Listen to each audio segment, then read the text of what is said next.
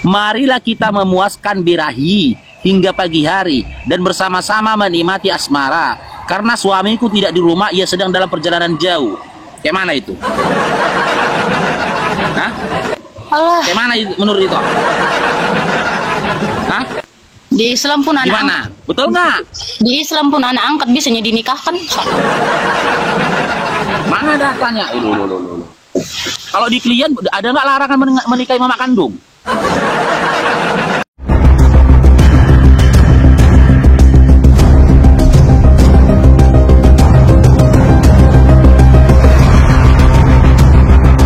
Tempat tidurku, kain lenan beraneka warna dari Mesir. Pembaringanku telah kutaburi dengan mur, gaharu dan kayu manis. Marilah kita memuaskan birahi hingga pagi hari dan bersama-sama menikmati asmara. Karena suamiku tidak di rumah, ia sedang dalam perjalanan jauh. Kayak mana itu? Hah? Allah. Kayak mana itu, menurut itu? Hah? Di Islam pun anak Gimana? angkat. Betul nggak? Di Islam pun anak angkat bisanya dinikahkan. Mana datanya? Kalau di klien ada nggak larangan menikahi mama kandung? Anak angkat bisanya dinikahkan. Ada nggak larangan mengawini mama kandung? Hah? Di Kristen ada nggak larangan ngawini mama kandung, bapak kandung, ada nggak? Di Islam ada rupanya di apa duanya tidak boleh memakan babi. Coba tunjukkan Al-Quran tidak boleh memakan babi. Ada. Coba tunjukkan ayat Al-Quran yang tidak bisa memakan babi. Ini. Ah, ini ayatnya ini. Alhamdulillah. Ini ya. Nih. Nanti tunjukkan ya. Ayat di Bible larangan dari Yesus untuk kalian ngawinin bapak kandung ya. Bang, Ada apa enggak? enggak gini bang, dengarlah dulu aku. Gunanya abang kayak gini tuh biar apa? Apa? Gunanya abang kayak gini biar apa? Untuk menyelamatkan jiwa-jiwa itu, menyelamatkan banyak jiwa. Menyelamatkan banyak jiwa. Karena banyak jiwa-jiwa yang tersesat. Jiwa yang tersesat. Jiwa-jiwa yang tersesat. Padahal seharusnya Ini larangan makan B2 ya, ada dalam surah Al-Baqarah 173. dengar dulu, Aku bacakan terjemahannya karena itu nggak bisa originalnya. Dengar dulu aku Sesungguhnya ngomong. dia hanya mengharamkan atasmu bangkai, darah dan daging B2. Ini ya. Nah, di dalam Bible kalian pun ada larangan makan B2, bahkan pemakan B2 itu dibunuh. Enggak. Ini. Tapi kalian makan B2-nya. Enggak ada HP ku satu lagi. Aku karena enggak ada HP ku satu lagi. Mau kutunjukkan kin juga apa ayat. Ini. Cuma enggak ada pula HP ku satu lagi. Yesaya 66 nomor 17.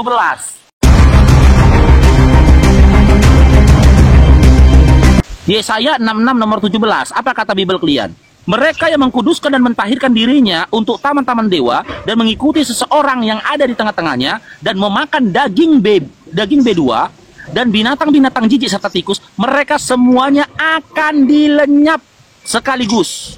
Mereka semua akan lenyap sekaligus. Demikianlah firman Tuhan. Kitab Yesaya dalam 66:17 itu memberikan sanksi orang-orang pemakan B2 itu dilenyapkan.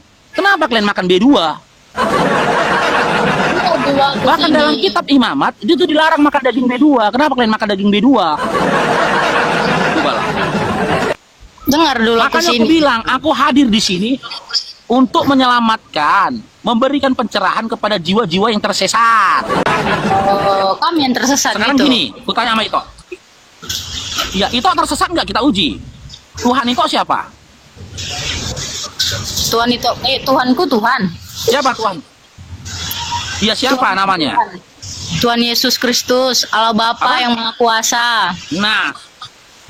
Nah, 2 Yohanes 1 nomor 7 itu. Woi, dengar dulu, botak.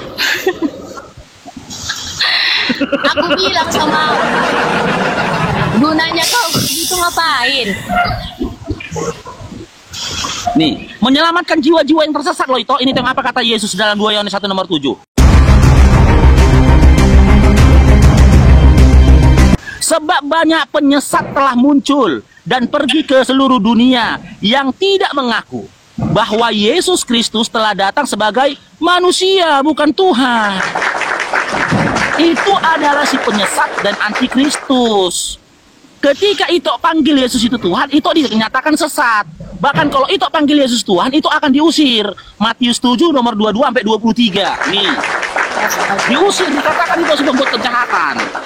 Makanya aku bilang aku hadir di sini untuk menyelamatkan jiwa-jiwa yang tersesat. Jiwa-jiwa yang dikuasai oleh roh gelap. Ini lagi toh, nih. Matius 7 22 sampai 23. Tengok nih. Pada hari terakhir, banyak orang akan berseru kepadaku, Tuhan, Tuhan, bukankah kami bernubuat demi namamu, dan mengusir setan demi namamu, dan mengadakan banyak mukjizat demi namamu juga? Apa kata Yesus? Tengok nih. Pada waktu itulah, aku akan berterus terang, dan berterus terang kepada mereka, dan berkata, apa kata Yesus ini? Aku tidak pernah mengenal kamu, enyahlah daripadaku, kamu sekalian pembuat kejahatan.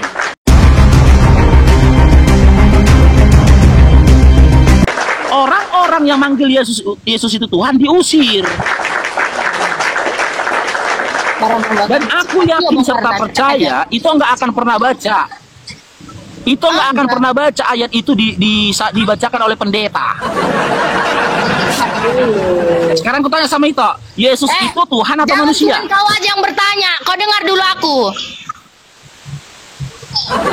Kau yang ngomong, kau aja miliar itu apa? Kau dengar dulu aku.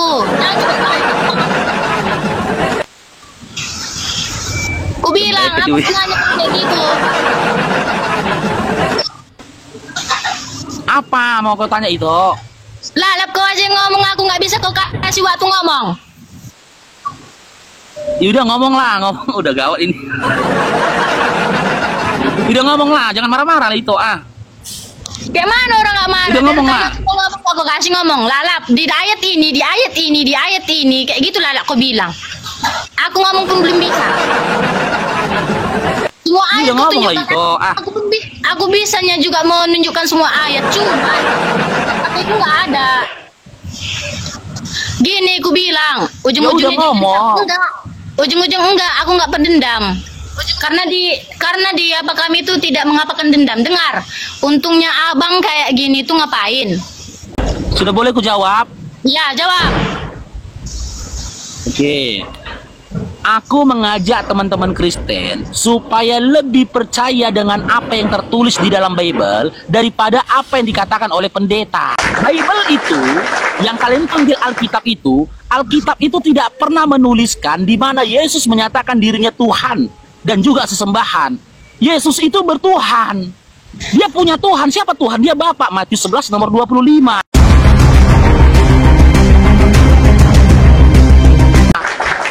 Yesus itu beribadah kepada Tuhannya dalam kondisi sujud. Matius 26 nomor 39. Kenapa kalian marah menyembah Yesus? Joget-joget, tepuk-tepuk tangan kalian di gereja hari Minggu.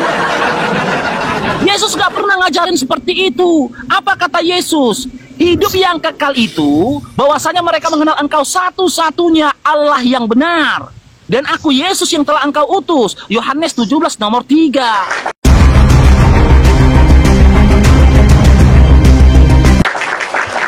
Yesus itu utusan. Bahkan diperjelasnya lagi dalam Yohanes 5 nomor 37. Bapa yang telah mengutus aku, dia yang bersaksi tentang aku. Rupanya tidak bisa kau lihat, suaranya tidak bisa terdengar. Bapa itu adalah Tuhan. Matius 11:25. Bagaimana kalian bisa imani sosok yang tergantung di kayu salib adalah Tuhan?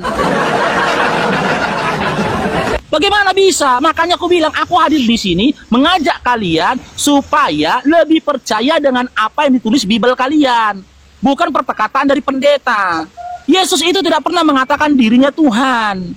Makanya tadi kutanya sama Ito, dalam pandanganmu Yesus itu Tuhan atau manusia? Kau bilang Tuhan. Itulah si penyesat yang dikatakan Yesus. 2 Yohanes 1 nomor 7. Maka aku hadir supaya menyelamatkan kau itu kuhasian dari segala kesesatan. Aku udah kasih datanya semua samamu tadi. Hanya saja itu yang nggak mau baca Biblenya. Ketika kebenaran sampai kepadamu, jangan pandang dengan kacamata kebencian. Jangan.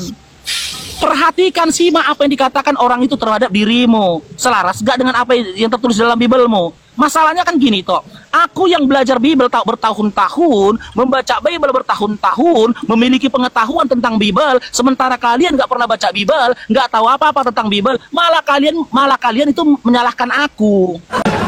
Gitu loh itu. Sekarang aku tanya sama itu lagi. Dalam pandangan iman itu, Yesus itu Tuhan atau manusia? Yesus itu Tuhan atau manusia? Itu Yesus itu Tuhan atau manusia? Ingin rasanya aku mengeluarkan semuanya, cuman kayak mana lah ya, percuma sih aku untuk menjelaskan, untuk mengapakan juga percuma, karena kalau membahas sebuah agama ini nggak bakal siap-siap sih, bakal ada dosa. Aku nggak mau jadi dosa sih sebenarnya. Gunanya abang kita kayak kita tidak membahas dan memburuk-burukkan satu sama yang lain. Itu katakan tadi percuma, benar. Markus 7 nomor 7 dikatakan di situ, percuma kau beribadah kepadaku sementara pengajaran yang kau sampaikan berasal dari manusia. Pendeta itu manusia. Pengajaran yang itu dengar dan juga itu amalkan itu berasal dari pendeta yang manusia. Maka Markus 7 nomor 7 mengatakan, percuma kau beribadah kepadaku. Itu pasar ibu, langka loh itu orang kayak aku ini, itu langka itu. Yang hafal Bibel kayak aku ini, master Bibel, langka loh itu, langka. Bibel kalian segini tebalnya itu, yang terdiri dari 66 kitab punya Protestan, 73 kitab punya orang Katolik. Aku bisa memahaminya loh, tahu aku isinya loh. Kan luar biasa sebenarnya. Kenapa kalian benci sama aku? Begitu loh. Sekarang aku tanya sama itu, siapa yang nyuruh itu pergi ke gereja hari Minggu? Siapa yang nyuruh? Pernahkah Yesus nyuruh itu pergi ke gereja hari Minggu nyembah dia?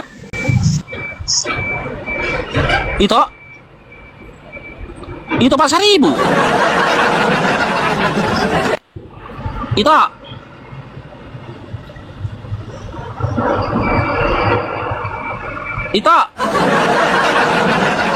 tunggu dulu.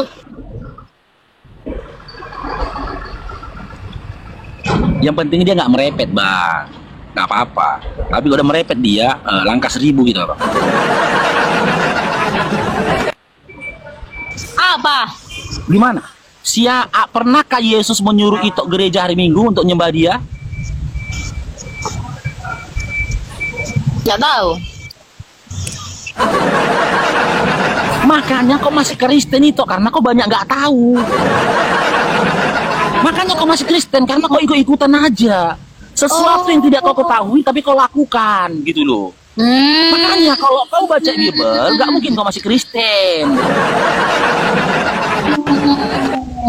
Kalau memang kau tidak tahu, kenapa kau ke gereja hari Minggu itu?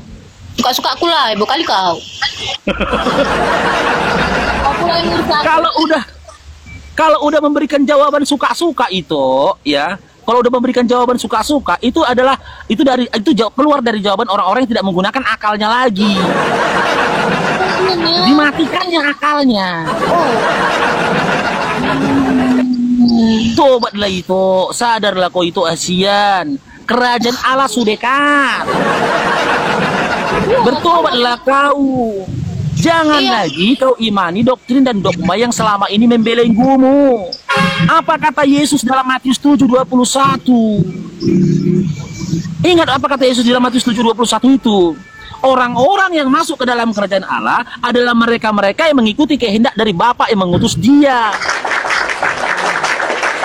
Bukan kehendak dari Yesus. Ikuti kehendak dari Bapa yang telah mengutus Yesus. Apa kehendak dari Bapa yang mengutus Yesus? Ya, dalam Yohanes 17 nomor 3 dan juga Yohanes 17 nomor 8.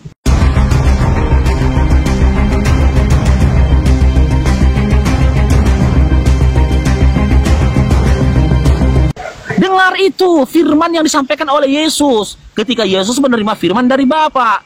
Firman yang diterima oleh Yesus tidak pernah mengatakan dia Tuhan dan juga sesembahan. Firman yang disampaikan oleh Yesus tidak pernah menyatakan Jair dong. Agama apa, Bang? Firman yang didengar oleh Yesus tidak pernah menyampaikan pengajaran untuk pergi ke gereja hari Minggu.